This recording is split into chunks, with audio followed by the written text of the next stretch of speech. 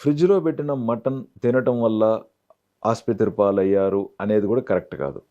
Question ఏంటంటే చెడిపోయిన mutton తినటం వల్ల ప్రాణాపాయం జరుగుండొచ్చు.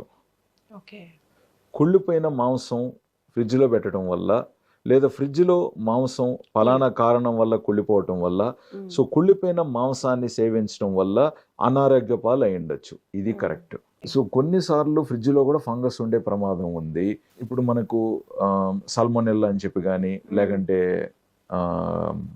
క్లాస్ట్రిడియం బొటిలినం అని కానీ, లేకుండా ఉంటే ఇతర టాక్సిన్స్ కలిగించే ప్రమాదం ఉన్న, అంటే చెడిపోవటం, కుళ్ళిపోవటం, మనకు కరెక్ట్గా చెప్పాలంటే బేసిక్గా కుళ్ళిపోవటం అనమాట. లైక్ ఈవెన్ స్టాఫిలోకోకస్ ఇట్లాంటివన్నీ ఏదన్నా అందులో బ్యాక్టీరియా కానీ ఇలాంటివి ఏర్పడినప్పుడు టాక్సిన్స్ ఏర్పడతాయి.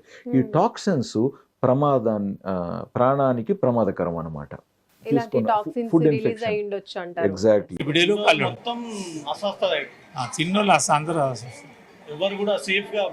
నేను ఒక్కనే సేఫ్ ఉన్నాను. మీకు కూడా సేమ్ ఈ సిమ్టమ్స్ ఏమైనా వచ్చినాయా తిన్నప్పుడు? వాంతులు వీరు వచ్చినా? ఏం లేదు, నాకు ఏం లేదు.